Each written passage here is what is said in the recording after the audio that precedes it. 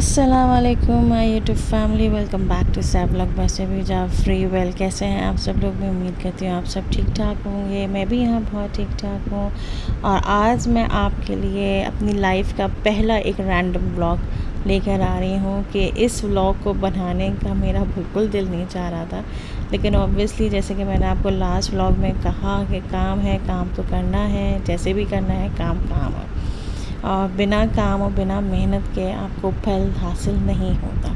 तो बहरहाल आवाज़ से भी आपको लग रहा होगा मैं बहुत ही ज़्यादा सुस्त हुई हुई हूँ, क्योंकि आजकल या तो मौसम की वजह से या कुछ हालात की वजह से जो है वो बिल्कुल मेरा किसी चीज़ में दिल नहीं लग रहा। बस दिल चाह रहा है कि आराम करते रहें और सिर्फ सोते रहें एसी खोल के, सिंपल। क्योंकि आजकल गर्मी इतनी है तो दिल यही चाहता है कि 24 घंटे एसी खुला रहे और उसके कमरे में बैठकर आराम से हम काम करते रहें। यहाँ तक कि इवन ऑब्वियसली मुझे अपनी वार्डरोब, अपने बहुत सारी चीज़ें मुझे सेट करनी थी अपने रूम की, तो लिटरली बिल्कुल दिल नहीं चाहता कि आप गर्मी में काम करें। और किचन में आने का तो बिल्कुल ही दिल नहीं करता, लेकिन क्या करें, एक हाउसवाइफ़ की सबसे पहली और सबसे इम्पॉर्टेंट ज़िम्मेदारी या रिस्पॉन्सिबिलिटी जो होती है वो एक किचन होता है, और उसको तरीके से रखना भी और ऑब्वियसली कुकिंग भी जो है वो करनी पड़ती है। तो बहरहाल ये एक रैंडम व्लॉग मेरी लाइफ का है, जो मैं आपको ये दिखा रही हूँ कि फैसल मुल्तान गए हुए थे, तो वहाँ से ये आमों की 2 पेटियाँ लेकर आ गए थे। तो मैंने फ़ौरन से पेशतर इनको निकाल कर रख दिया फ्रिज के अंदर। अच्छा, मैंने ये आम जो है वॉश नहीं किए थे, क्योंकि कहते हैं, या मैंने सुना है, मैंने यूट्यूब में ही सुना है कि फ़्रूट्स को जो है आप वॉश करके फ्रिज के अंदर ना रखा करें। इसलिए क्योंकि अगर आप फ्रूट्स को वॉश करके रखते हैं तो वो फिर सही तरह ज़्यादा दिन तक सही नहीं रहते, वो फ़ौरन ही ख़राब हो जाते हैं। तो मैंने ये सोचा कि चलो ये आम आए हैं तो इन आमों को फ़ौरन ही आप फ्रिज के अंदर रख दें, और फिर जब आपको इस्तेमाल करना हो तो फिर हम वॉश करके अच्छी तरह खा लें। तो बहरहाल ये है अब दूसरे दिन की मॉर्निंग, और मौसम की वजह से मेरा बिल्कुल लाइट ब्रेकफ़ास्ट करने का दिल चाह रहा था। बहुत दफ़ा तो मैं ब्रेकफ़ास्ट को स्किप कर देती हूँ, लेकिन कभी कभार बहुत ज़बरदस्त भूख भी लगती है, तो फिर समझ में नहीं आता कि क्या बनाया जाए। बच्चों के लिए तो वही मैंने ऑमलेट और पराठा ही बना लिया था, लेकिन अपने लिए मेरा दिल चाह रहा था कि मैं ब्रेकफ़ास्ट में फ्रेंच टोस्ट बनाऊँ। काफ़ी दिनों से दिल चाह रहा था, लेकिन आज मैंने हिम्मत पकड़ी, तो मैंने कहा चलो आज मैं अपने लिए सिर्फ ब्रेकफ़ास्ट बनाऊँ। तो मैं बना रही थी फ्रेंच टोस्ट, जो कि ऑब्वियसली आगे जाके ख़राब हो गए। ख़राब इस सेंस में हो गए कि थोड़े से लग गए। तो फ्रेंच टोस्ट के अंदर मैं वही चीज़ें डालती हूँ जो कि नॉर्मली रेसिपी है, उसमें दूध और अंडा और शुगर डालती हूँ। और साथ साथ जो है, लोग कहते हैं कि एक अंडे में आप कितने फ्रेंच टोस्ट बना लेती हैं, तो मैं तकरीबन एक अंडे में 7 से 8 फ्रेंच टोस्ट बना लेती हूँ। मैं 2 अंडे यूज़ नहीं करती। बहुत से लोग मैंने रेसिपीज़ में देखे हैं कि फ्रेंच टोस्ट के लिए 2 अंडे यूज़ करते हैं, लेकिन मैं एक अंडे में भी काम चला लेती हूँ। और ये फ्रेंच टोस्ट जो है मुझे ही खाना था, या फिर एक आदमी मेरे बेटे को खाना था, तो बस मैंने उनके लिए बना लिए थे। लेकिन फिर भी ऑब्वियसली भूख लग रही थी तो मैंने खा ही लिए थे।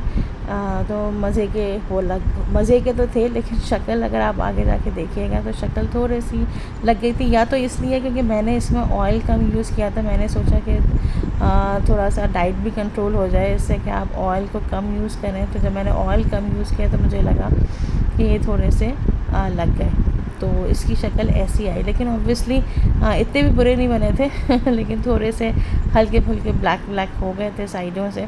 लेकिन मुझे इसी किस्म के फ्रेंच टोस्ट पसंद है जो हल्के फुल्के लगे हुए हों या क्रिस्पी हों।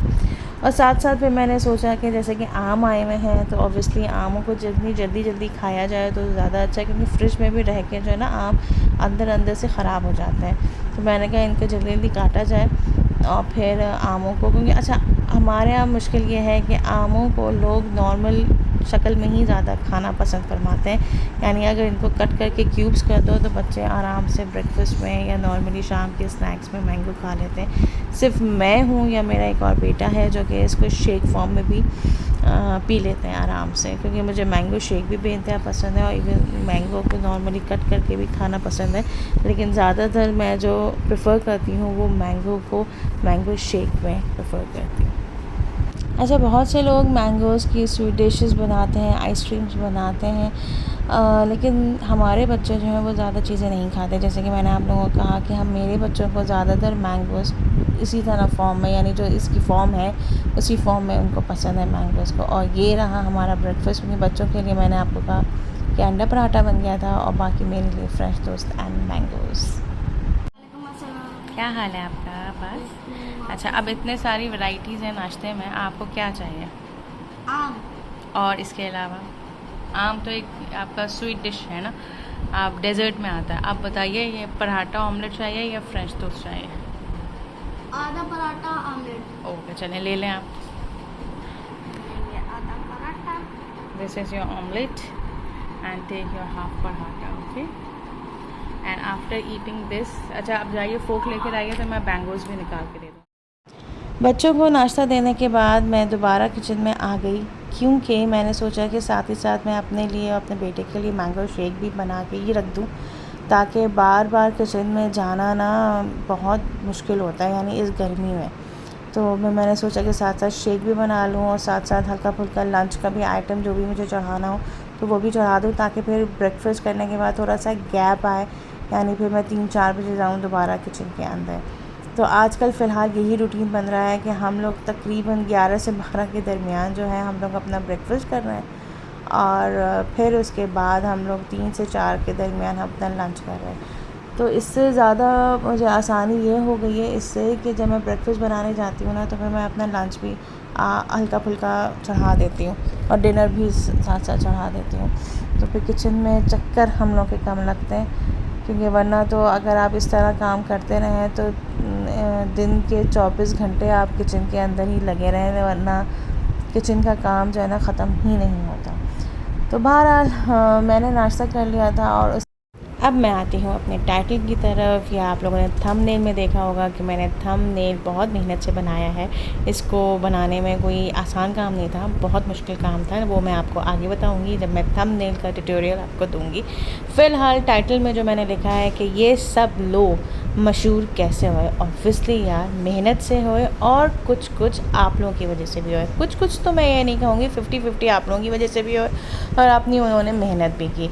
अच्छा, अब जो हम छोटे यूट्यूबर्स होते हैं, जैसे जो आप कह लें कि जो बहुत मेहनत करते हैं लेकिन उनके व्यूज़ नहीं आते, ज़्यादा ग्रोन अप नहीं होते, तो अब हम जैसे क्यों नहीं होते मुझे नहीं मालूम है कि आप लोगों को क्या चीज़ देखना पसंद है, क्योंकि ऑब्वियसली वो लोग भी सब अपना पर्सनल चीज़ें आप लोगों को से साथ शेयर करते हैं, यानी जो रूटीन लाइफ में होता है। फॉर एग्ज़ाम्पल जैसे माँ सफदर है या अली हमज़ा हुए या अनिया हमज़ा हुई, ये सब लोग अपना पर्सनल लाइफ आप लोगों से शेयर करते हैं, या नौश व्लॉग्स हो गए, और आप लोगों ने इनको देखना पसंद किया, इन लोगों की आवाज़ें पसंद की, इन लोगों का बातचीत करने का तरीका पसंद आया, बहुत अच्छी बात है।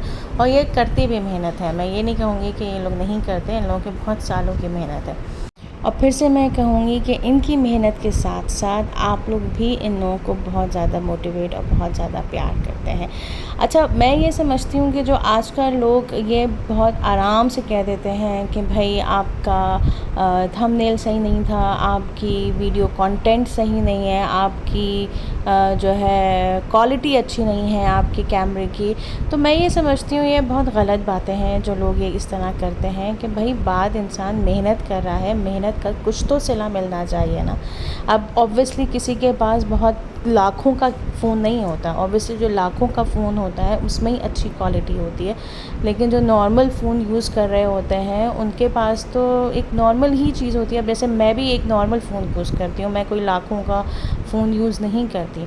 तो कहने का ये मकसद है कि एक मेहनत, मेरा कंटेंट ये है कि ये सब लोग मशहूर अपनी मेहनत से हुए और आप लोगों के देखने से भी हुए, क्योंकि आप लोगों ने इनको देखना पसंद किया। अगर आप लोग नहीं देखते तो ये लोग भी मशहूर नहीं होते।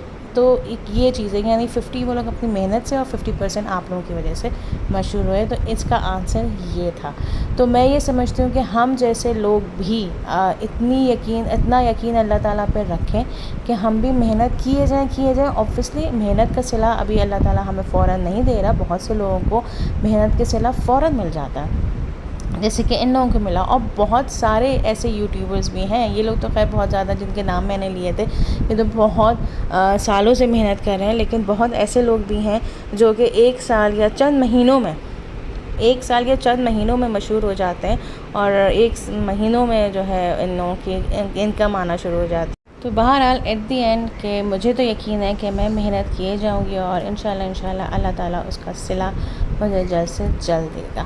तो बहरहाल ये था मेरा आज का व्लॉग, थोड़ा सा मोटिवेशनल व्लॉग भी आप कह सकते हैं और थोड़ा सा आप रैंडम व्लॉग भी कह सकते हैं, जैसे कि मेरा टाइटल रैंडम व्लॉग का भी है।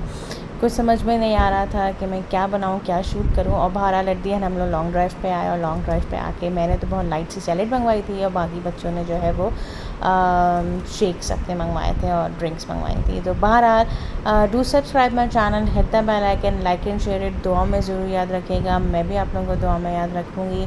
और वीडियो को एंड तक ज़रूर देखा करें, क्योंकि देखें अब फॉर एग्ज़ाम्पल थंबनेल मैंने दिया है, वो डिस्कशन जो मैंने स्टार्ट किया है वो at the middle of the vlog start किया है। तो इसी वजह से मैं कहती हूँ कि व्लॉग को पूरा ज़रूर देखा करें और एटलीस्ट पूरा ज़रूर सुना करें।